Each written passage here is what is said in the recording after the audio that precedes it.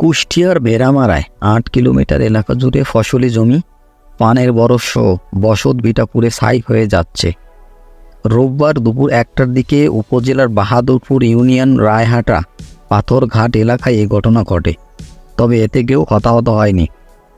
Fire সার্ভিসের Bheramara station officer Shariful Islam জানান, আগুন নেভাতে কাজ করছে ফায়ার সার্ভিসের ৮টি ইউনিট।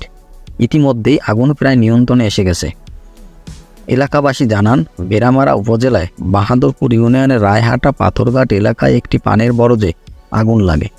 দুপুর ১টা থেকে বিকাল ৪টা পর্যন্ত রায়হাটা, পাথরঘাট, মিনীনগর, আরাকান্দি, মাধবপুর, গোয়াইশপাড়া এবং মালিপাড়া সহ বিভিন্ন এলাকায় ৮ কিলোমিটার জুড়ে ফসলি জমি, পানের বরফসহ বসতভিটা পুড়ে ছাই হয়ে যাচ্ছে।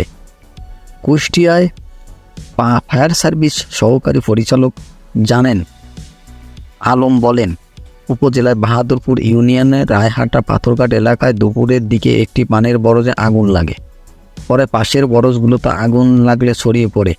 আগুনের সূত্রপাত কীভাবে হয়েছে তা এখনও জানা যায়নি।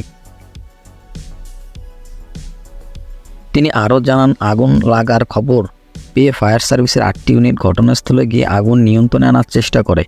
তাৎক্ষণিকভাবে ক্ষয়ক্ষতির পরিমাণ জানা যায়নি। অনেক ফসল ও পান ক্ষতিগ্রস্ত হয়েছে। এতে চাষিদের অনেক ক্ষতির সম্মুখীন হতে হবে। তবে এ ঘটনার কারো দগ্ধ হওয়ার খবর এখনও পর্যন্ত পাওয়া যায়নি।